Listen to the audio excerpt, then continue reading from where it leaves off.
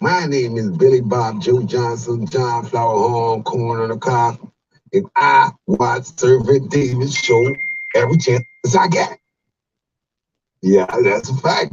Tune in, subscribe. You get gospel, comedy, and all type of stuff. Yeah, I love it. Manners, love, and elevation to each and every one of you. I want to welcome you all here to the Servant David Show. I want to say thank you for being here. It's an honor to have your presence. Yes, and this one here is all about in remembrance to the one, Dr. Sebi. And I want to invite you all to tell a friend, to tell a friend, to tell a cousin, a nephew, or auntie, even an enemy, that the Servant David Show is underway. Yeah. Manners, love, and elevation. Life with Shanice, I want to say thank you for being here. Till me black, till me shine, till me look dirty. And it's the only line in life that will ever hurt me, because it never come from a Caucasian, trust me. This a black colorism, big hip hop. It's not what you expect me to say, but I'ma go ahead and say it anyway. It's not what you expect me to say, but I'ma go ahead and say it anyway. It's not what you expect me to say. Manners, love, and elevation to each and every one of you. I was told I would reach further if the color of my skin was lighter, and I was made to feel inferior, cause society said brown girls prettier. It's not what you expect me to say, but I'ma go ahead and say it anyway. I was told I would reach further if the color of my skin was lighter, and I was made to feel inferior, cause society said brown girls prettier. Me love the way me look, me love me pretty black skin. Respect you to me strong melanin. Proud of me color, love the skin that I'm in. Gun racism, demolish colorism, but the things when me I go say you might not even love me back. I get hate from my own race, yes that's a fact, cause the same black people them say I'm too black, and if you bleach out your skin them same one come at chat. Well, since you say that I'm too black for you, I please you, do I look how you want me to? Now I'm gonna see if you're gonna say I'm too brown for you, or do I look pretty to you? Black people hypocrisy. How you guys feeling today? I got a real good one for you guys today. All of them dirty. Peace, Sassikiva, manners, love, and elevation to you. Hypocrisy. Leave the girls them with low self-esteem. I'm black and beautiful, I know I'm pretty. All of them dirty iniquity. Till me black, till me shine, till me look dirty. And it's the only line in life that will ever hurt me, because it never come from a Caucasian, trust me. This a black colorism, big hypocrisy. So if I wake up tomorrow look like a browning, oh, automatically mood carry the swing. No phone and angle like the song you me sing, because I know phone no guilty for the same damn thing. What's your perception of a pretty woman? Is it straight nose with her hair well long? Black girls lose self-confidence cause they attack the word ugly to her complexion. Well, since you say that I'm too black for you, I please you, do I look how you want me to? Now I'm gonna see if you're gonna say I'm too brown for you, or do I look pretty to you? Black people hypocrisy. Leave the girls them with low self-esteem. Who no go on like say you have to brown for pretty. All of them dirty iniquity. This a black people hypocrisy. Leave the girls them with low self-esteem. I'm black and beautiful, I know I'm pretty. All of them dirty iniquity.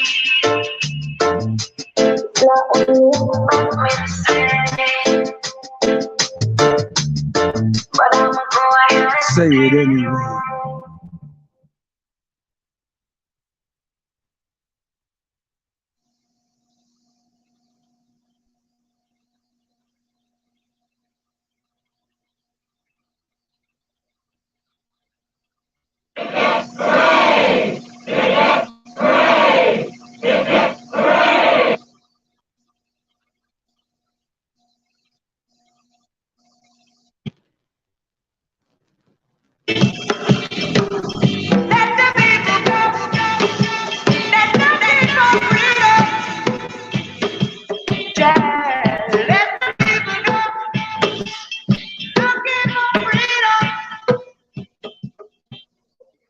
afternoon and welcome to Ramona's Roundtable. I'm your host, Ramona Rachel Gittins, and this is an episode brought to you by Link. I've heard about Dr. Sebi for many years, and he's sort of a legend that I haven't really been able to sort of get to. I haven't really understood a lot of his philosophy. A lot of it is because I haven't heard much of it one-on-one. So this is actually an honor for me today, and I'm glad that everyone who's listening to this is able to join us. And this looks like it's going to be a two-part conversation, and it looks like it's also going to be very, very interesting. So please join me in welcoming Dr. Sebi. Thank you. Thank you. Thank you for being here. Thank you so very much. I would like to let you start by sort of telling us your story from the beginning. I'm interested sort of in where you are now because I've heard a lot about you over the years, but sort of starting from the beginning, and you could just maybe before you do that, for people who don't know, you give an introduction and sort of an overview. Thank you. Quick. I was born in Spanish Honduras in the year of 1933. I was born in a small village named Milanga. The boy grew up, never going to school, whether kindergarten, high school, grade school, or whatever. Became a merchant seaman. But by the time he became a merchant seaman, he was very deadly ill. He had diabetes. He had asthma from birth. He was impotent at 28. And at 30, he had diabetes, asthma, obesity, and insanity. And with the help of Mexican people, I was cured. I decided to enter the field of natural medicine. Can I interrupt you for a quick second? Of course. I'm sorry. When you started off, you were referring to yourself in the third person, and you switched to the first person. Do you see who you were earlier in your life as sort of a different person, as though you've sort of become yourself in the second half of your life? I was always a different person. I disagree with everything. I disagree with everything. Everything I heard, I disagreed with. Right. And I was 14 years of age when I said that I was going to work. I was working since I was 11 because my grandmother raised me. And she was my responsibility to take care of paying the rent, buying her clothes, buying her food. So, but I was tall and I was very, I suppose, sensible. So I just grew up, and at 14, I made a statement that I was going to do something to help humanity. But when I made that statement, I also knew that I was going to come up against the established or prevailing philosophy of life. That I knew at 14 years of age. But I didn't know that one day that I would become the person that I'm known for today as being the healer. I didn't know that. But even before I became the healer, I didn't have a girlfriend until I was 21 because I disagreed with what I saw. And even now, my interrelationship with women, I don't believe that there is a woman that could rightfully say that they love me because of the way that I live and the way that I see things. And I'm not really upset or bothered by that. But I live different. I see different. I feel different. And I don't like to share that with most people because it is so far away. You don't want to disturb anyone. But even the healing that I bring to the world, look at that. When my very first patient, I was a steam engineer working for the county of Los Angeles. And this blind man had heard that I was experimenting with these plants. And his neighbor said, well, why don't you take it? And he took the plants, and in 2 days he was seeing. And he was blind for 11 years. That shook me because I couldn't explain to the world the mechanics behind this blind man seeing. What were your thoughts when you formulated the compound? Right. The way that the compounds came into existence, was being a steam engineer, I knew that the pH value, the pH factor, had a lot to do with healing. And the herbalists then, like the herbalists today, are unaware that the pH factor has a lot to do with it. Meaning this, I said that if God tell us that the herbs are for the healing of the nations, in the book of Genesis, in the book of Ezekiel, in the book of Exodus, and the book of Revelation, it says that the herbs are for the healing of the nations. Then as I go further into the history of medicine, this is what I found, that the great Hippocrates used herbs to cure disease, and that he cured every disease known to man. This man was curing every disease in Greece 365 years before Christ was even born. So when people tell us that only Jesus heals, you remind them that Hippocrates was here long before he was born, 300 years. So I said, if Jesus cured with herbs, Hippocrates cured with herbs, and God said the herbs, then what's up? Why aren't we curing with herbs today? So I said, one day when I went to work, my wife and I was talking all night. We were engaged in this conversation about these herbs. So Ma said to me that there could be something locked someplace that prevent us from accomplishing the goals that Jesus Christ and Hippocrates accomplished. When I went to work that night, I found it. I laughed. Oh, I was so happy. I was extremely happy because I said, it is required of us to maintain the pH at 6.9. At 7, which is the neutral zone, pH of 7 is neutral. And if it is slightly on the acid side, it's 6.9.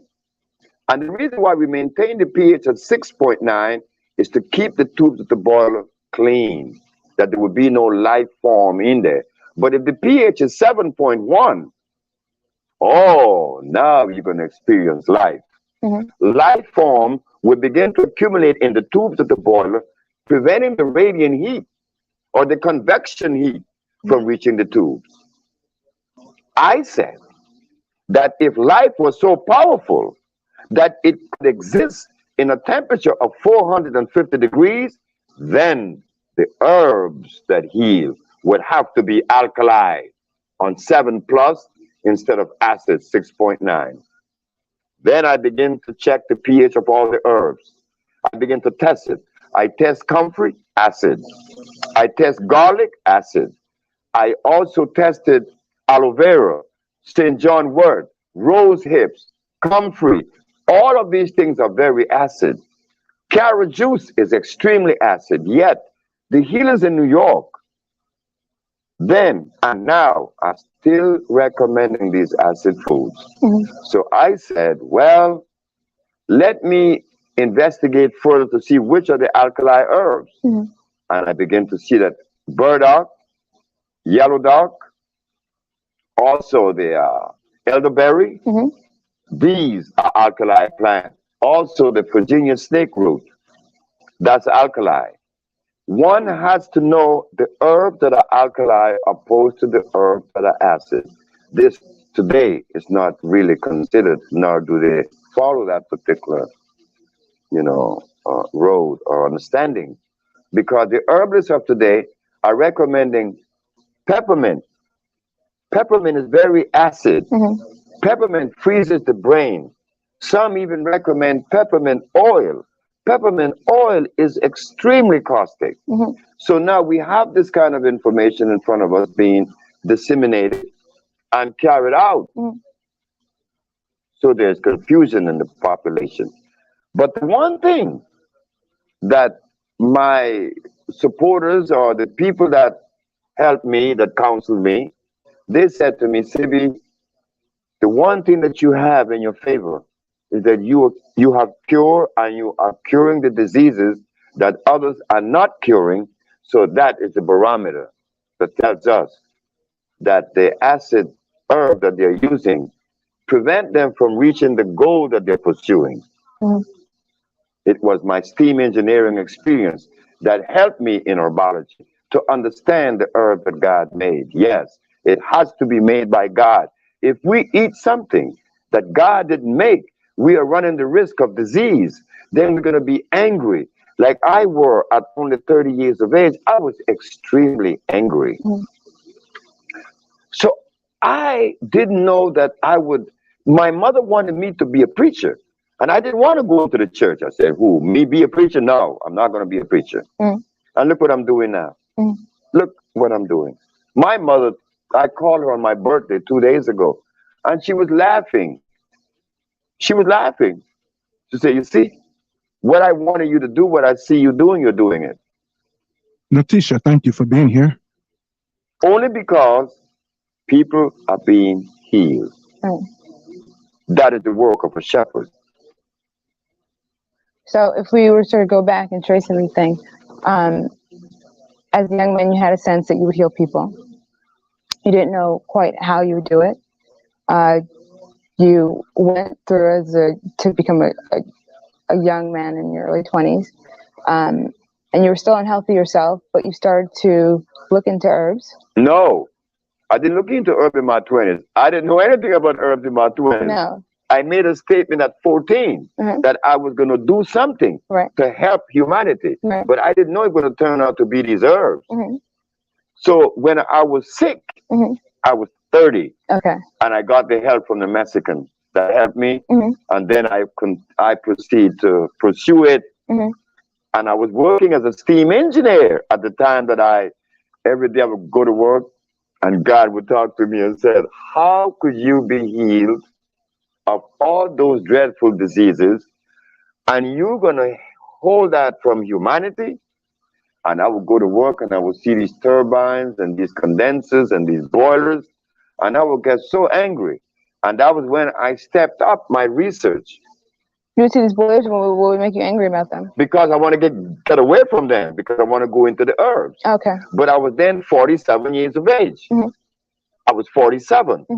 And I was 10 years on the job, seniority. And I was making a lot of money. And I had a wife and 2 babies and 1 on the way, and I quit my job. God said, "You're going to quit. If you're going to starve, you're going to die starving, but you're going to quit this job." And I left, and I was put in jail, and all the whole bit that happened to me in New York. I was arrested in St. Martin one night. I was taken to jail in Curacao. Oh, it's been a journey, but it's been nice because it was like a test. I remember being down to only $400. When I started this business, I only had $400. I started this healing journey with $400. And here I am today. A little girl in New York named Haja that was brought to us with a hole in her heart. She's now 16. A little girl was brought to me in Atlanta that was blind from age 8 to age 11 with a tumor on her frontal lobe. She no longer has the tumor on her frontal lobe. Her name is Mecca. And there's a little girl in Minnesota. Her name is Akila Stroud. She no longer has sickle cell anemia. And a month ago, I gave a lecture in New York, and a young lady came forth and said, "Well, I don't have lupus anymore." So these kinds of things tells us that we, the black race, has the answer to the world's health. We have the answer to their disease state. But we are afraid to take that responsibility because we live in fear. We're scared of white man. We're scared of God. We say that we fear God. I don't know why people fear God. Now, is it possible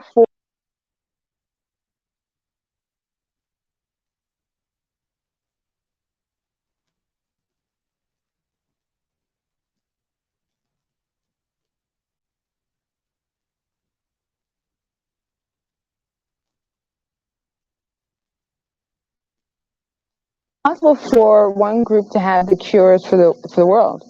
Because your part of your philosophy, or I don't want to say philosophy, part of your outlook or your beliefs is that people are at their healthiest when they're eating foods that come from the region of their ethnic origin. That's not happening. Right, but that's what you believe. No, I don't believe that either. What I believe is to eat food that came out of the product of life itself. I don't care whether you're Chinese, Eskimo, Arab, or what.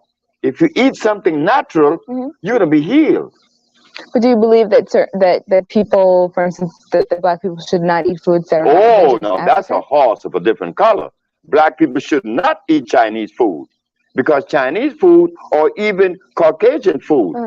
There is a book out by a man known as Pablo Ariola, and he is known to be one of the most distinguished nutritionists in the world. And he said that if your ancestors are from Africa, your body is not programmed to digest milk. But if you are European, yes. So right there, they're telling us that there's a difference in the genetical makeup of these two individuals. So if people have a different genetic makeup that makes them react differently to different herbs, products, foods, would it be possible for one group to have sort of a cure for the entire world, or would they be moving towards a cure for people within the same ethnic group? Well, it should be like that, I suppose, but our experience shows us that it crosses all lines. That it crosses all boundaries. Because people come to us. There was once upon a time when there were more white people coming to us. Chinese come to us. Japanese. I just said that Matun just killed a woman in Japan of lung cancer, and she never seen the woman. They called from Japan and told Matun, like Annette, have cured many. Matun have cured many, so it's Tatanisha. And they've never seen these people. She sent the compound to Japan, and she was cured. We sent compound to Europe, and they were cured. I have a letter from a psychiatric group in France who want me to go and lecture to them. Why? Because someone with schizophrenia was cured that they know about. So these compounds cured everyone, whether you're black, white, Chinese, or Eskimo, providing they are natural. But the substance that you're going to eat as a staple, yes, I agree with you. You are 100% right. It has to be something that is genetically consistent with you. Okay. No, I wasn't saying that, and I'm not saying that either, because I don't know it. It's something I'm asking you about. But you did. It was good. I've heard that you've said that. Yes, but it was correct. Okay. It's apropos. Okay. And I'd like to hear a little bit about that in terms of people and the relationship between the staple diet and where your ancestors are from. We're going to give you an example, a good example. From the day that God created this universe and made black people, how many years it has been since God placed black people in Africa? Do you have any idea? The anthropologist has no idea, but it would spout out these numbers for you that God made the universe 9.5 billion years ago. So the other is, when did he put black people in Africa? They say 1.5 million years ago. But what was the food that God placed in Africa for these people? Certainly, it could not have been potatoes. It could have been rice or beans or yams or chicken or hogs or cows. It could not be a goat or a lamb, because all these things are hybrid. God did not make these things. These things came just recently, only 4,000 years ago. So what were we eating in Africa before we were taken away? What were we eating in Africa before there was an invasion by the man from Europe? We simply do not know. And it is because we are unaware of this diet that God made specifically for us. This is why we're angry today and we're so divided. Everybody's laughing at us. They're laughing more at me. On the airplane, the pilots came to see me a few weeks ago when I was in the plane before 911, and they were looking at the brochure that I had that says that AIDS has been cured, and herbalists cure AIDS, and the Supreme Court of New York cannot deny, can't disagree. They were laughing at me. Why? Because you are not supporting me. So they think that I'm a fake. Because if it was a white man curing AIDS, the captain said, the whole white race would be supporting them, but my race is not going to support me. The leaders of America can't do it. Farrakhan can't do it. Jesse Jackson can't do it, because they were not designed to do this kind of work. They were designed to lobby and to talk and to, like Mr. Al Sharpton, he likes to make people march. That's cool. But we got a job to do in healing the black race now. That comes in a different category. Those leaders cannot help me, and that's why I'm vulnerable. In what ways is the black race in need of healing? In what ways is the black race need healing? One of the areas that the black race need healing mostly is in the central nerve system, because we have been eating acid food for 400 years. And how does that manifest itself in terms of socially, physically, and physically? What's the damage? Okay, socially, we see that very seldom our leaders are blessed greetings to you, Kimberly. Thank you for being here. Leaders are at war. They are in disagreement, because among the leaders you find Muslims, you find Christians, you find Buddhists, you find all of that, and they all seem to disagree with each other's position. The politician, well, I don't know what role politics play in our progression health state. How we see it again is that we are not together on any issue that is pragmatic, that's going to elevate us in producing something for our own existence.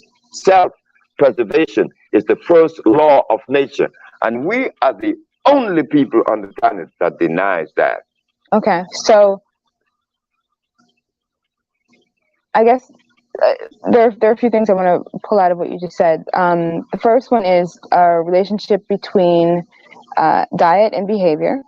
Diet and behavior has a direct their relationship. Okay, and then that this is affecting Black Americans in a particular way, so that it's something you can see throughout our community. And would the difference be that Black Americans are not in their sort of original like homeland, and so that would be why there'd be a greater problem for Black Americans? Temperature and food, but not so much as the African. Do you know that Black America, on the scale from 1 to 10, if we are to be perfect at 10, Black America is about 5, Africa is about 2. Black America is closer to the goal than Africa. You're talking about food or diet? I mean, diet or behavior? Diet and behavior. Okay. Because if a young man in California is in love with you, that you met, he's not going to ask you what tribe are you a member of, right? No, you're not. Right. But in Africa, if you are Susu and I'm a Malenke, I'm not going to marry you, because I'm supposed to be your enemy. But they're both Black. You see, in America, the brother not going to ask you what tribe you're a member of. He's going to marry you because he like you, right? And you with him. That's only one. But do you think that being concerned about the tribe a person is from means that you, them, and any of your offspring will always be linked, at least in traditional society, will be linked to a certain geographic region, and you won't have the problem that you described of being sort of removed from the area where vegetation is that would be good. Adapted for. That would be good, and I agree with you. But there's one other part of it, is that the African people are eating a food that is so detrimental that you didn't have. And you see, the African people is eating cassava. Cassava is cyanide, pure cyanide, unadulterated. You didn't have that. And because you didn't have the cyanide, you were able to produce plastics, you were able to produce rubber, you were able to build the White House, you were able to produce electricity, you were able to produce agriculture, the African men. And no other Black man in the world has ever done that. That shows that Black America, even though taken away from motherland and given meat, which is responsible for our anger, we are still able to do things that is over and above any other race in the world. The Black race has proven that. And now that another one comes, your brother and servant, Dr. Sebi, it is not so surprising that he's curing AIDS and sickle cell. You know something? Curing AIDS is easy. Curing sickle cell is like play for me. Diabetes, we cure 10 a month. Yet there aren't any centers in Germany that is beset with diabetes. There aren't centers in the United States that cure diabetes. We cure diabetes. Now, what are we going to do now? I would like to hear the excuse. I would like for someone to take this particular entity to the leaders of America, and I would like to hear the excuse that they're going to give us for not supporting it. Okay. Well, I think what you just said will actually bring us to our next discussion. We're going to need to close this up. But I think what we'll be talking about next is your struggles here in New York in terms of being recognized for your work and having some acknowledgement for your healing. So thank you for this. Went by so quickly, it felt like it's just been a minute, but that's okay because we'll be talking again. So thank you for joining us. This has been another episode of Ramona's Roundtable. Thank you. Thank you. It's not what you expect me to say, but I'ma go ahead and say it anyway. 'Cause I was told I would reach further. It's not what you expect me to say, but I'ma go ahead and say it anyway. 'Cause I was told I would reach further if the color of my skin was lighter. And I was made to feel inferior, 'cause society said brown girls prettier. Me love the way me look, me love me pretty black skin. Respect you to me strong melanin.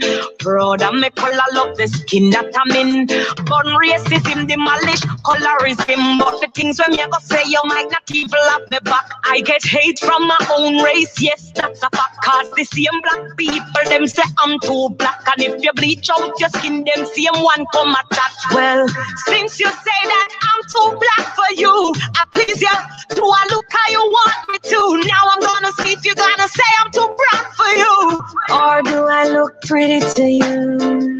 Black people hypocrisy. Leave the girls them with low self-esteem. Who no go on like say you have to brown for pretty. All of them dirty iniquity. This a black people hypocrisy. Leave the girls them with low self-esteem. I'm black and beautiful, I know I'm pretty. All of them dirty iniquity. Till me black, till me shine, till me look dirty. And it's the only line in life that will ever hurt me, because it never come from a Caucasian, trust me. This a black colorism, big hypocrisy. So if I wake up tomorrow look like a browning, oh, automatically Buddha carry the swing.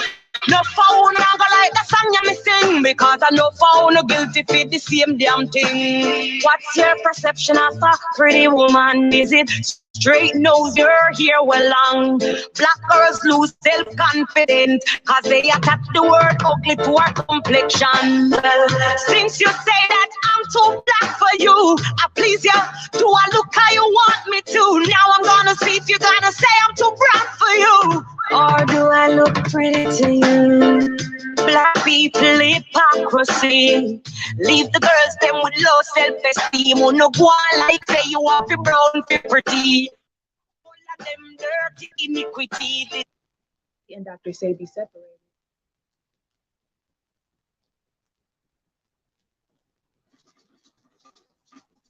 Dr. Sebi was born Alfredo Bowman in a village in Spanish Honduras. He never had any formal schooling. He was self-educated. After coming to the United States, he was diagnosed with asthma, diabetes, impotency, and obesity. After unsuccessful treatments with conventional doctors and traditional Western medicine, Sebi was led to an herbalist in Mexico. So he told me that I could not eat meat any longer, no lamb. I could not drink any milk. And so I abstained from all these things, and here I am now at 82.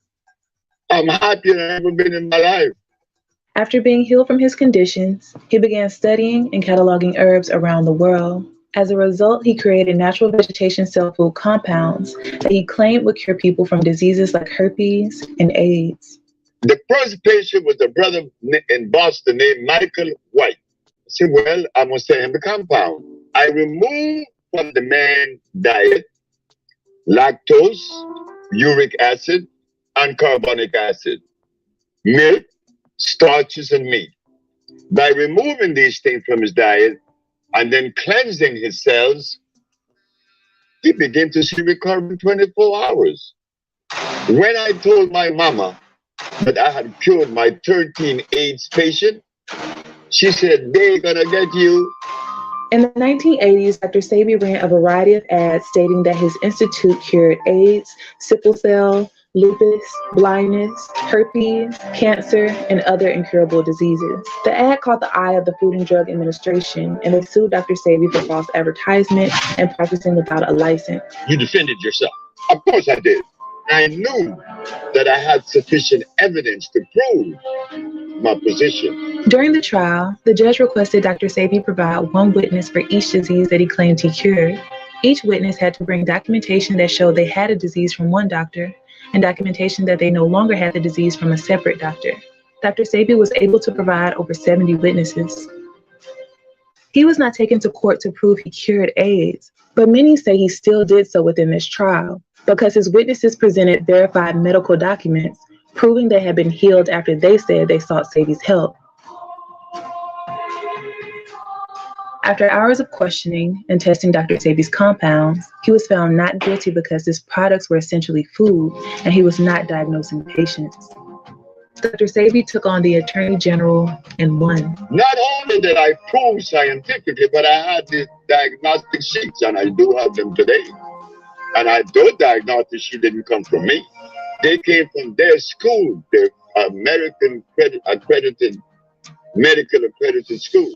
When you look at the court documents, it says Dr. Sebi, Alfredo Bowman, which is my father, my Aunt Bowman, and Fig Tree Products. That's what was proven in court. You know what I mean? That's what won court. They sent that to Lancaster Laboratories, and it was proven as electric cell food. That's why if you look at the Fig Tree, we call it electric cell food. That's what's been proven in court. Man known as Dr. Sebi claims to have found the cure for several life-threatening diseases, including AIDS. Too good to be true? Well, you be the judge.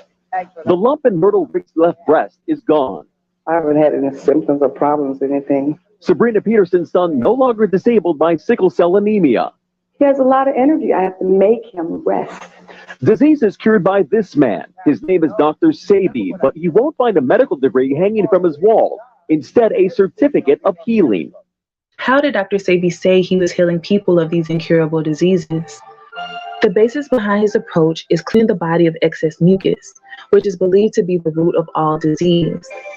Sebi stated, "Our research reveals that all manifestation of disease finds its genesis when mucous membrane has been compromised. For example, if there is excess mucus in the bronchial tubes, the disease is bronchitis. In the joints, arthritis." Basically, he believed disease will arise in the body when there is an overaccumulation of this stagnant toxin. He said acid creates toxic mucus and congests the system, leading to inflammation. He preached an alkaline diet will do the opposite and support vitality. My approach is an intracellular cleansing.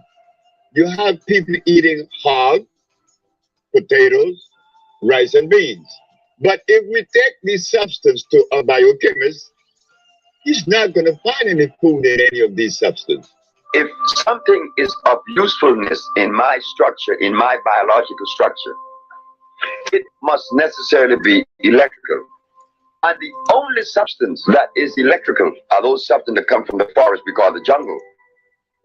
Because the molecular structure is complete, it's not broken. How I found out that black people should be vegetarians, because when I begin to remove you from that meat and that stuff, that grease, you begin to see in 1 week how the pain that you had for years begin to disappear. His family claims for 30 years he reversed a range of incurable ailments using his compounds and his nutritional approach. He also claimed to cure blindness. He shared this story during one of his speeches. Young man? I said, yes, sir. I heard that you've been experimenting with herbs. I said, yes. Well, I'm blind. I'm blind for 10, 11 years. Could you help me? I said, I'll try. If you make me see, I give you $1 million. I gave the man the substance. When am I going to see? I said, about Friday. Now, why did I select Friday until this day? I don't know. But I was so sure of myself. But how could a boy that didn't go to school be so sure of himself? The man went home with the medicine. And the Wednesday, good morning, young man. I raise my right hand. You say you raise your right hand. I wink my left eye. You say you wink your left eye. I said the man is seeing. At that point of my journey, I couldn't explain that. I know it's a bunch of herbs that cleanse the man's body, but they were all alkali plants. He also said he was able to heal people of mental illness, something he himself struggled with. I became very sick. I was angry. I want to blow my brains out. I want to kill my wife. And she was the sweetest woman in the world. Why I want to kill her? Because I was sick. You could be offering and deploying things that are hurtful to others and you're totally unaware. I was in what you call a psychiatric ward, schizophrenic and paranoia. Later to walk out of it, to heal that. Every disease begins right here. I mean, right here. I don't care if you're blind or if you're insane. It's right here. That acid state influences the brain and the central nerve system. It changes the image in your eyes. You do not see with your eyes. Your eyes is only the lens that the brain looks through. What the brain sees is what you're going to see. I had a lady from Mexico, and that lady would say, no, don't let them take me. No. And there was nobody there. I made an extract from the Cascara Sagrada. She said that when she went to the bathroom upon taking the Cascara Sagrada extract, she looked in the commode and she saw some berries that she ate 12 years prior. They were lost and they became molded and sent off that negative message. Again, the mucous membrane in the intestine were compromised. She no longer crazy. Bless greetings, Jim Bob. Thank you for being here. Sebi, and locals began calling him doctor after they saw him heal fatal illnesses. There was a little boy that was dying. It was his spleen, but nobody knew it was his spleen. And he laid there, and he was like 5 years old. This is Dominica again. Mm-hmm. And so he was laying there, and he could hardly walk. And the doctors had said he was going to die. And so we gave him the herbs, and he was up and around. When people are healed, everybody is Dr. Sebi, Dr. Sebi. Because of the act that he's performing, you're helping someone to achieve wellness. And so in that act, one identifies it with a doctor. So they begin to call him that.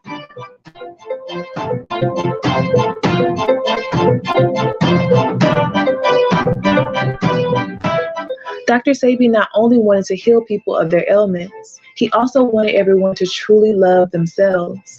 He brought more than just, okay, take these herbs and you're healed.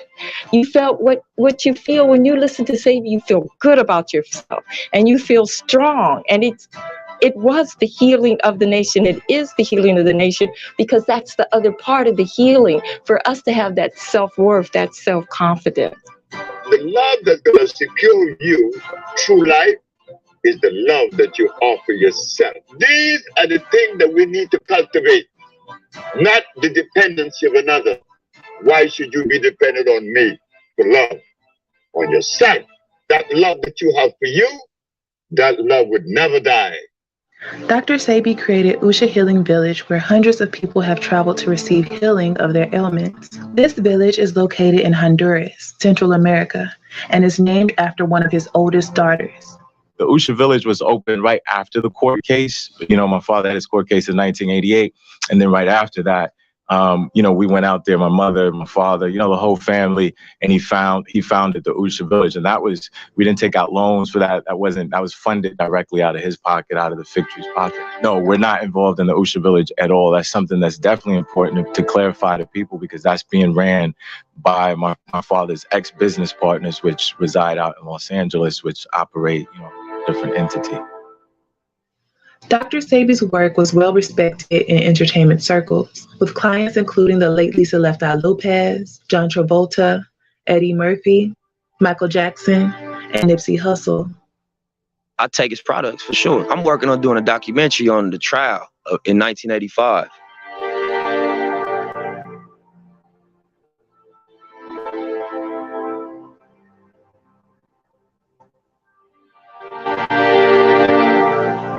How did Lisa Left-Eye Lopez discover Dr. Sebi? You know, I just could not believe that there was not a cure for, I don't care what disease, especially AIDS. Could not believe it. And about a week later, I was in the studio talking to a producer friend of mine named Michael Anthony, and he just decided to tell me about a man that he knew who had a cure. And the man was Dr. Sebi. Lisa traveled to the Usha village in Honduras and later shared her story with MTV. In the tiny village, Lisa sought guidance for body and soul from an herbal guru named Dr. Sebi. Dr. Sebi, you know, according to him, can cure anything. Everything from trying to lose weight to, you know, looking for a cure for AIDS. People go there with hopes and dreams that Dr. Sebi can somehow save them. She had been through so many intense problems in her career and in her life and in her personal life that she didn't know where to turn. And this doctor, she said, had shown her how to really open up and cleanse all of the negativity out of her. She told me she was suffering with alcoholism and that she was smoking excessively, cigarettes, drinking and smoking. She asked me, what do I need to do to stay on the side of peace? I said, fast, do what Jesus did. I said, what did Jesus do? He fasted for 40 days and 40 nights. At the ending of the fasting, she came to me. I heard the door opening at 2 o'clock in the morning. She said, I completed my fast this morning. I said, what did you see? I saw God. She said, I'm going to make you famous. I said, how? Because I'm going to talk about you. Does everyone know you cure AIDS and cancer? There's just a lot of people in the world who are suffering. They're sick. They're not happy. They're looking for answers. They don't know where to turn. Well, I know a man who's been curing AIDS since 1987. This guy has taught me a lot, and I need to share my knowledge, you know, with the world.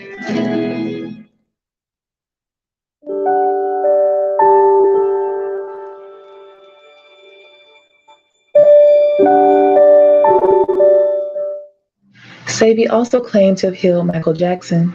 What I did for him was this. I gave Michael an intracellular chelation. He was full of a whole lot of drugs, you know, the pharmaceutical drugs. Yeah. Couldn't sleep. Yeah. His nerve was shattered. So I began treating him. Yeah. And at the ending of the period, he was doing good and I left. I was with him from February until September. At the ending of September, I told him, I'm leaving. He said, don't leave me. I said, why? He said, I want you by my side, but I have a business to build. He also said he helped Steven Seagal. You know what it's like when Steven Seagal tells me to come to his house because he had a headache for 5 years. Well, I knew why the headache was in his head. It was removed in less than 10 minutes. He had the bottle and said, this bottle is powerful. Many people have criticized Sebi, calling him a fraud, quack, and scam artist. I don't think I'm the only person that wouldn't take advice from someone who was in a mental hospital from schizophrenia and paranoia. If we actually hear what he has to say, things become a bit wacky. Glucose is the underlying enemy. Whenever you indulge in glucose, it would be difficult to lose fat. Is that why nearly every cell in the body uses glucose for energy? The man is 120 pounds at 6'2", has clearly been depriving himself of both calories and nutrition, and he's literally knocking on death's door right here. He's not a doctor.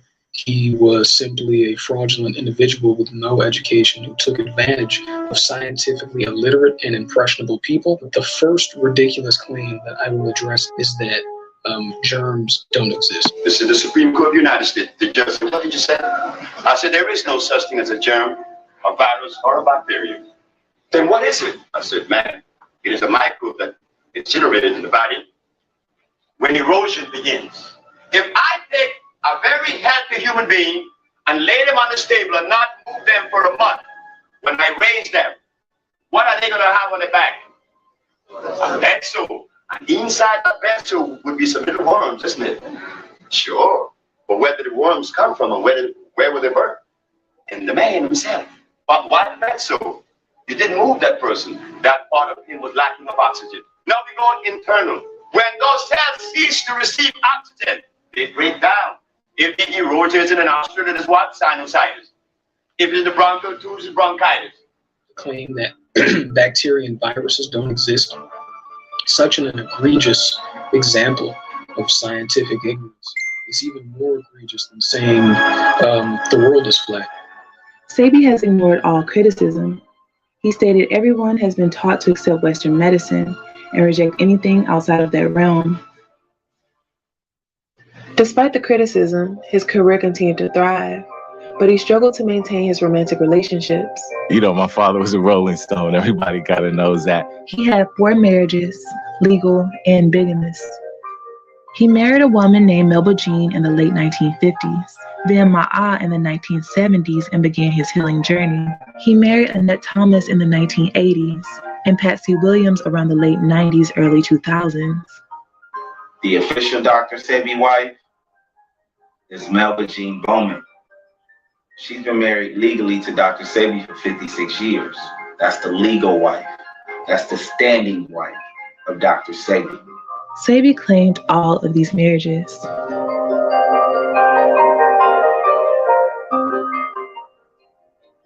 I've been married 4 times. I love women. Every woman I've been with, I love now. Annette met Dr. Sebi in St. Croix. He opened his first store on the island with Ma'a. Annette attended one of his speaking engagements. Just a burst of fresh air, you know? I said, wow, because he wasn't working by himself then. His partner, Olu, was there, Karen, his wife, Ma'a. They were all working together when I met him. It was a team. It was a team. I'm being a part of this. All of them had moved from California to St. Croix, and they was not interested in coming back to the United States. They wanted the Caribbean to be their permanent home. Right. Yeah, I talked him into coming back. Dr. Sebi soon opened a fig tree store in New York.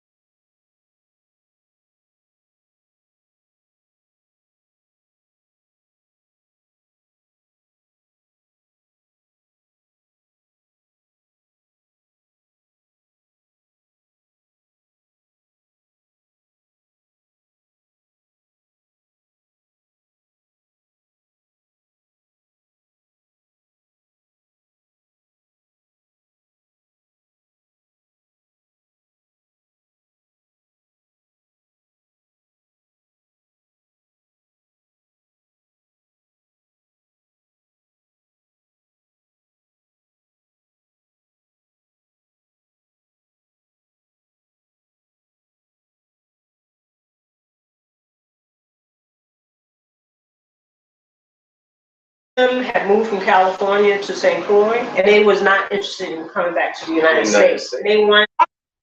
I've been married 4 times. I love women. Every woman I've been with, I love now. Annette met Dr. Sebi in St. Croix. He opened his first store on the island with Ma'a.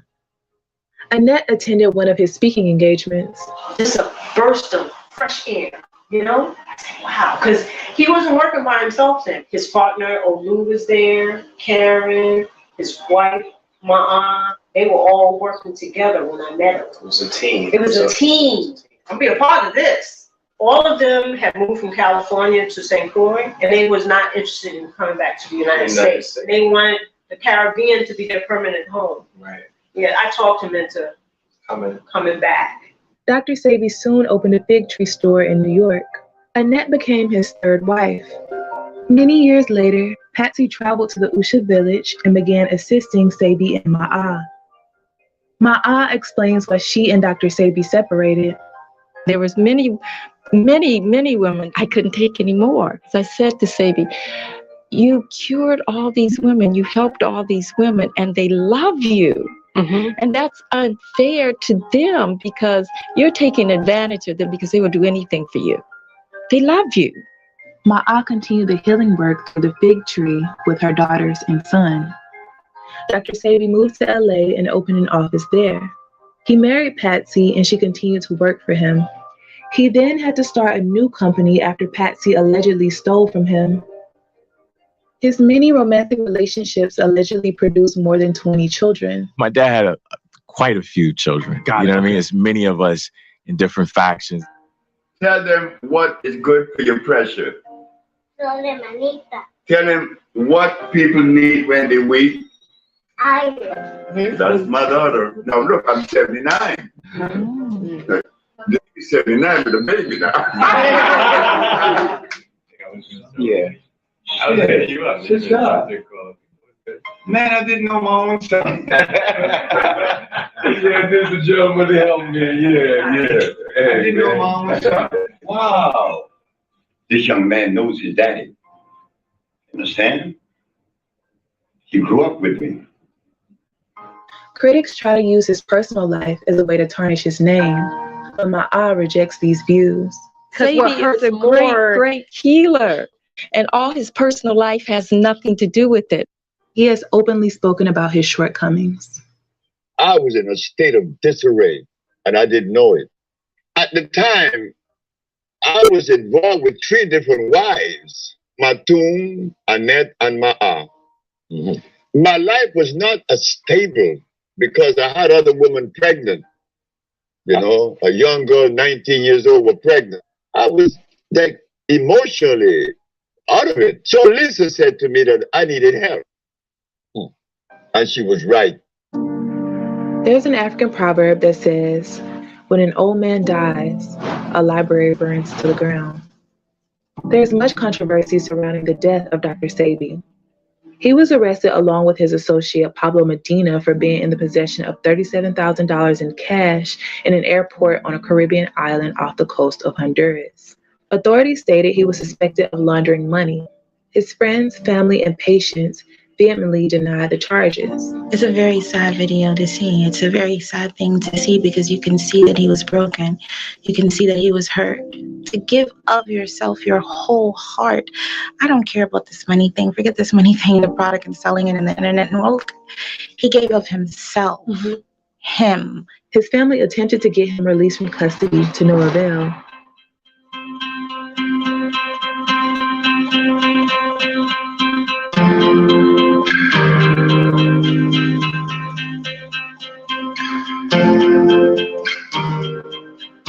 He was held for over a month with no court date and bail was never set. After a month of being held in prison, he reportedly became sick with pneumonia and his condition quickly deteriorated. He passed away shortly after. Before Dr. Sebi entered prison, he was in optimal health. Steve Mars had me doing things every morning like this. That's Steve Mars. Okay? Steve Mars had me falling on my knees every morning to check him. Reps from Dr. Sebi's institute stated limited information was given on the type of treatment he received. His autopsy was never released. Many people believe Dr. Sebi was murdered, while others strongly disagree. And my grandfather wasn't killed on no government or foul play either. Let's clear that up. They didn't wait all these years to where Dr. Sebi turned 83 years old and said, hey, let's come after him now. Let's clear that up. My grandfather died in a prison of starvation. No governmental foul play. He didn't want to eat the food. He wasn't going to drink the water. So he went out his way. There was a reporter that was there the day before his transition, which was on Saturday, August 6th of 2016. And on that Friday, there was a reporter down there, and, you know, they reported that he was, you know, I spoke to him, and they reported that he was totally fine and good health that Friday, you know. So transitioning from Friday into Saturday, no, he, you know, it shouldn't have been anything that was different. I spoke to him about 3 days before he had passed. Okay. You know, and I wouldn't be able to say from that conversation that he passed from pneumonia, not based on the information that I've obtained, where he said he had been on a 2-week fast at the time. And so he was feeling low and he needed something, and you can tell, you know. But I wouldn't be able to attest that he died of pneumonia. Besides, we had a confession. And so, no, I don't believe that. You had a confession? Absolutely. Absolutely. A confession as to like how he actually died, or As to how someone participated in his death. But we don't want to speak names, times, things of that nature, because it's an ongoing investigation right now. And I'm very happy that that person came to us to let us know what their part was in it and why. And we appreciate that. But it's an ongoing investigation as to what happened. And no, it wasn't pneumonia. Wow. It may have been the symptom of from what was done, no doubt, but there was intrusive factors. What were his last words to you on that phone call when he was locked up? I know someone's trying to kill me, so I refuse to eat the food in here. I'm not touching this food. That's why I'm fasting. A lot of this, I'm sorry, Mommy. Some say he was assassinated because he could eventually disrupt the billion-dollar pharmacy industry. Why do they kill all holistic doctors? The medical industry. You short stopping their grind. Why do you get killed for hustling in front of a spot? You short stopping the grind. And they check his billions.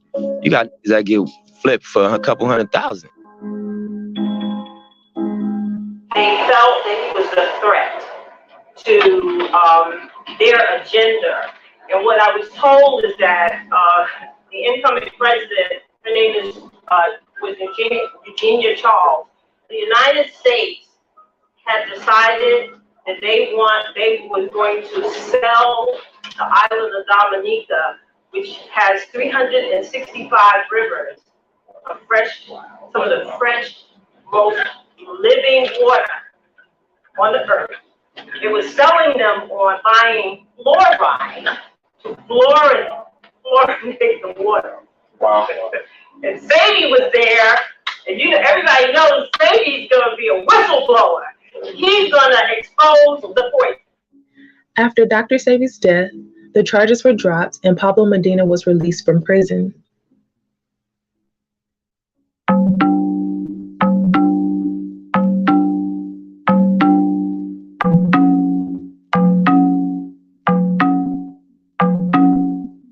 A young man, he had purchased something from someone and he put it on his head, that poultice, and it caused his whole face to blow up and his head to get very big. And it was just like, oh, this is allegedly.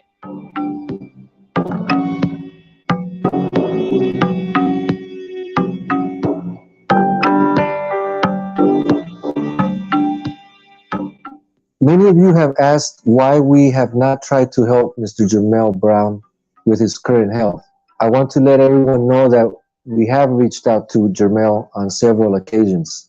As soon as we learned that he had posted some videos on social media, we contacted him to offer help. However, Mr. Jermell Brown retained legal counsel and directed us to his attorneys. It's amazing that they've taken something so pure and so beautiful that saved my mother's life, and they take it and turned it into something that actually harmed someone. My grandfather's product is compromised. And when I say compromised, those are not Dr. Sebi formulas anymore.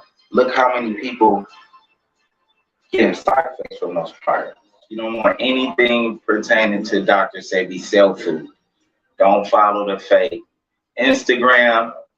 Don't follow that website. Those are not Dr. Sebi's formulas. Been people out of. You're not a healer, bro. You're not a healer. Bro, them Dr. Sebi cell food products is garbage, bro. You're not a healer, Pablo. You never have and never will, Pablo. These other people that have been attaching themselves to my father's name because of money, so forth and so on, they don't know how to do the healing. They haven't done it. You know what I mean? It was my mother and it was my father. Now all these other entities attach themselves and they've trademarked my father's name, Dr. Sebi, but they don't know how to do the work. They haven't accomplished that, and it's unfortunate.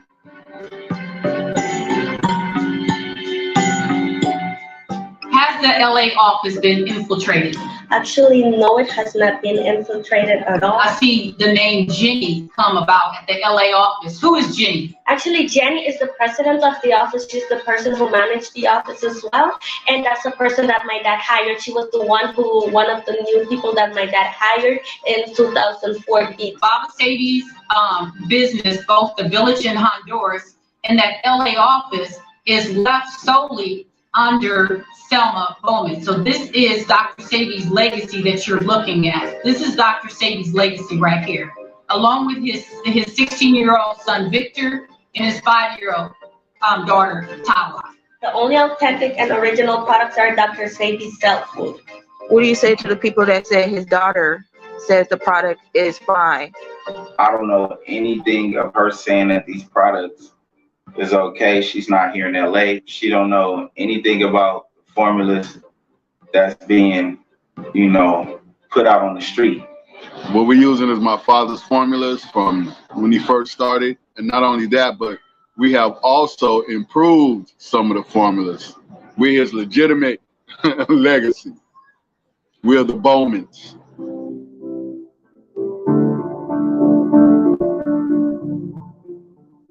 The original products can still be gotten from myself and my daughter. Also, his previous wife, my aunt, she also had original compounds. In fact, her children and my child, they all are connected. They all speak with each other. I don't know what is the reason why this grandson is saying these things, because I remember at one time I hired him to work with us as well. And there were reasons why he was not working with us. Annette Thomas currently sells products through Greenleaf Herbal Solutions. Many consumers say they trust the fig tree because Dr. Sebi created the original formulas with this company. And these were the products used to heal the 77 witnesses that appeared during his court case. I like to always see myself as practicing our ancient practices of our ancestors and going to collect that herb and putting it in the pot, boiling it, and making it with love. We're very careful with how we produce our products. We're very careful with when we order the products, what time of year, because we want to make sure that it's not hybridized or genetically modified. When we prepare it, what energy state we're in, what mind state are we in, what state is our body in, because all of that goes into your creation. It's art. We had 78 cases of AIDS last year and 52 cases of herpes last year. So whether or not he could cure, we are still using his very exact formula till today. Did people all of a sudden stop getting cured?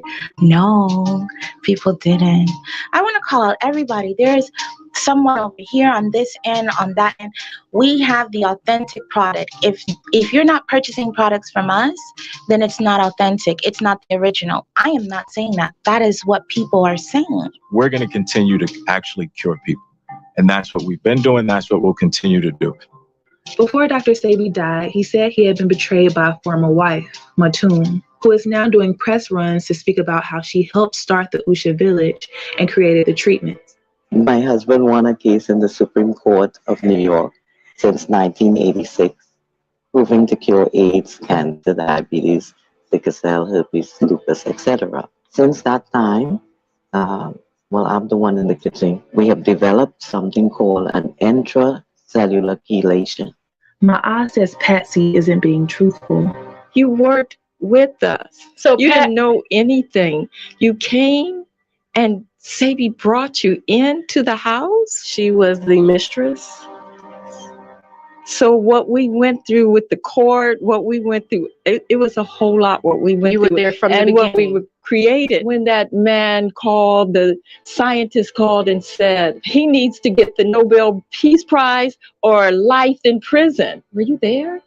There are court documented papers that state New York versus Ma'a Bowman and Dr. Sebi. She's been doing this with my father since she was 20-something years old. She lives and dies there. My sister, again, Wiwa, she's been working in the company since she was 10 years old. She didn't go to middle school. She didn't go to high school. She gave that up. They were on the train in New York, sleeping in people's houses. My mother was breastfeeding me, pushing the cart, pouring the herbs, answering the phone. So when you have people that get on, different radio shows and say, I was there, they weren't there.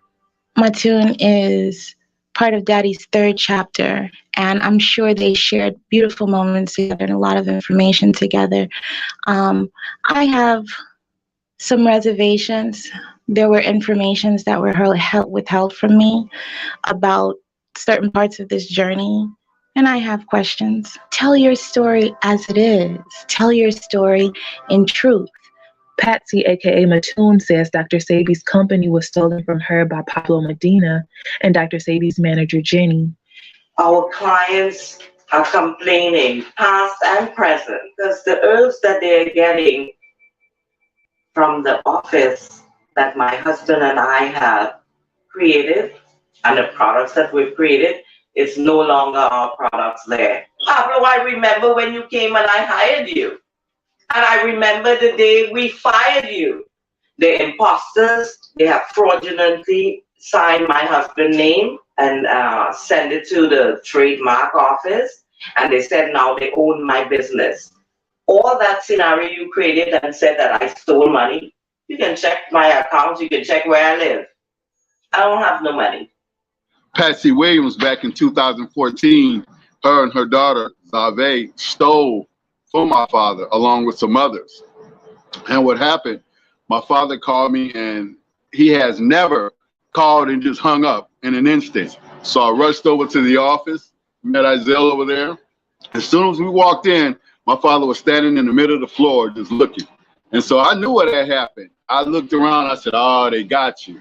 He said, yeah, they took everything. So I walked upstairs. They didn't leave a paper clip in that place. I have court documents stating that Patsy Williams was being sued upon my father's passing. Although my son, but I have much respect for him. Much respect, much love.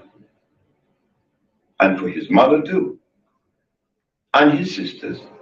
Because they didn't do to me what has been happening to me in the last years. I saw videos of where Dr. Sebi was literally going off before he died about his wife and children betraying him. That was her. So I align myself with women that are bad. I have some rotten ones around me now. My wife, my ex-wife, my manager, my daughters, they all conspired against me. And that's okay. There'll be some rotten ones in the barrel, but take them up and throw them away. Sebi faced many trials towards the end of his life, but the controversy didn't overshadow the voices of those proclaiming he healed them. I was diagnosed first with colon cancer, then it had metastasized and become leukemia. And 3 months after that, I had been diagnosed with an astrocytoma brain tumor that was inoperable. At that point, the doctors in the U.S. gave me 6 months to live, 120 days after getting here. I no longer had leukemia. The headache stopped within 30 to 60 days. I lost a total of 102 pounds. I was having like brain fog and fatigue, a lot of fatigue. Like my memory wasn't really good, and acne like breaking out on my face and different like eczema and stuff like that. Then I took the cell cleansers, and 2 days later I woke up and my mind was so clear, and I could even tell a difference in my skin, the way my skin looked. It was amazing. My sister was diagnosed with lupus. My sister wasn't going to make it to the end of the year. We was in September. Sent her a package of one of his antibody chelations. And 3 months later, my sister's driving her kids to school. From one package? He sent her a package once a month. I was really going through it. Low oxygen, chronic severe respiratory diseases. I was living on 13 breathing treatments a day. I started cleansing. I had mucus coming out from everywhere. That first week, I was spitting up mucus like a lot. Immediately, I got off medication. Like as soon as I started, I got off medication. I removed the diseases successfully, completely. I haven't taken not even Advil. I haven't taken no type of medication whatsoever. Sebi was viewed as a healer to some and a fraud to others. His family says his sole purpose was to bring self-love and wellness to the world.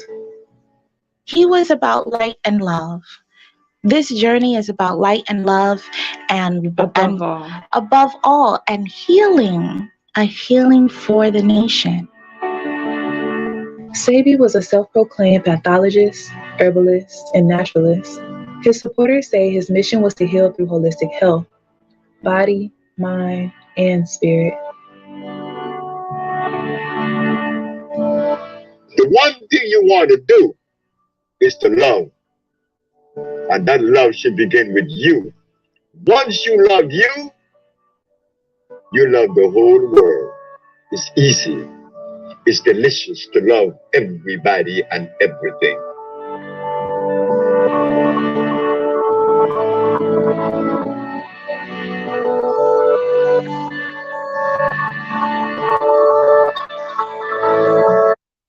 Not what you expect me to say, but I'ma go ahead and say it anyway. 'Cause I was told I would reach further if the color of my skin was lighter, and I was made to feel inferior. 'Cause society said brown girls prettier. Me love the way me look, me love me pretty black skin. Respect you to me strong melanin. Proud of me color, love the skin that I'm in. Gun racism, demolish colorism. But the things that me go say, you might not even love me back. I get hate from my own race, yes, that's a fact. 'Cause the same black people, them say I'm too black. And if you bleach out your skin, them same one come attack. It's not what you expect me to say, but I'ma go ahead and say it anyway. 'Cause I was told I would reach further if the color of my skin was lighter, and I was made to feel inferior. 'Cause society said brown girls prettier. Me love the way me look, me love me pretty black skin.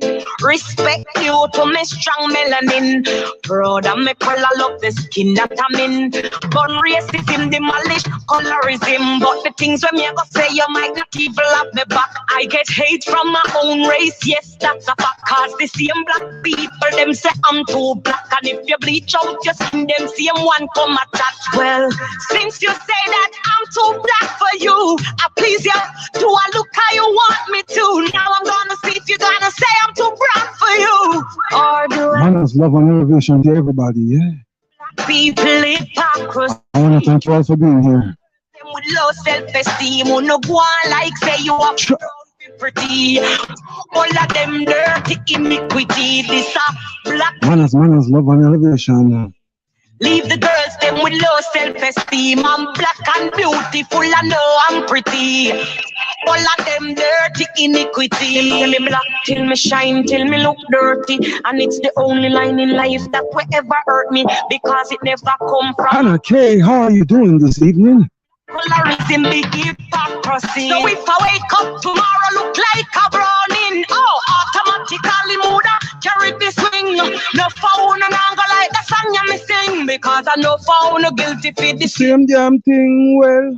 your perception of a pretty woman, is it straight nose with her hair well long?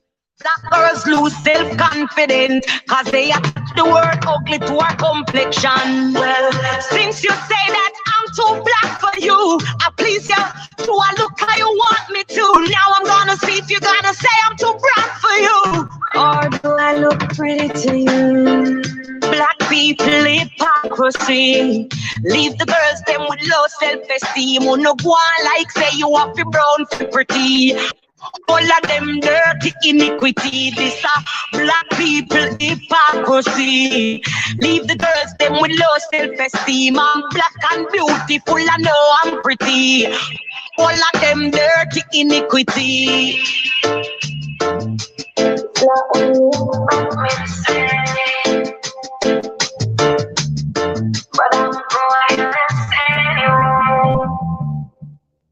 DJ Energy. Manners, love and elevation to each and every one of you. And once again, I want to thank each and every one of you for being here.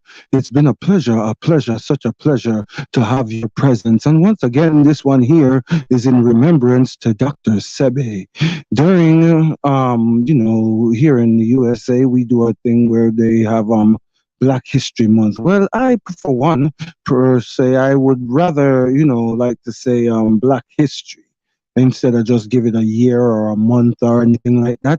I figure, every day should be considered Black History. We should always, reminisce on it every now and then. Don't just set it aside for one day, but to each his own. And at least they give us some time, So we are grateful for that. But once again, I want to say manners, love, and elevation to each and every single one of you. Thank you for being here. I'm just gonna run this as a silent stream from here on. So you can feel free to either bring your friends or your ninjas or whatever, or you can just stick around for a little while. I'm gonna leave this running as a live stream for just about maybe another 2 or 3 hours, maybe even just an hour or so. We'll see how it goes. But yeah, you guys can stick around if you want, and I'll be in and out of the chat. You guys can go ahead and build with one another. And once again, I want to say manners, love, and elevation to each and every one of you. Thank you so much for your presence.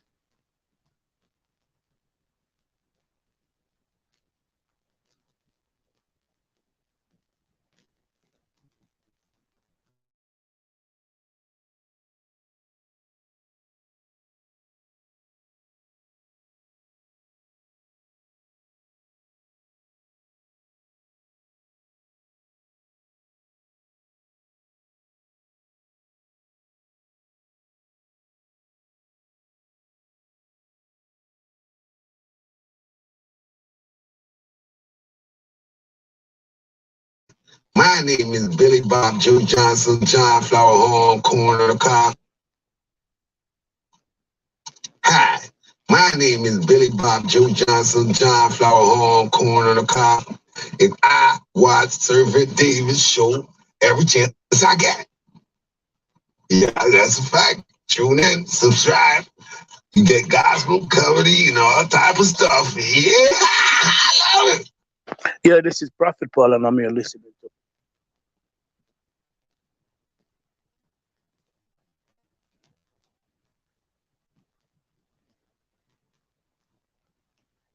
Yeah, this is Prophet Paul, and I'm here listening to Servant David Earlham.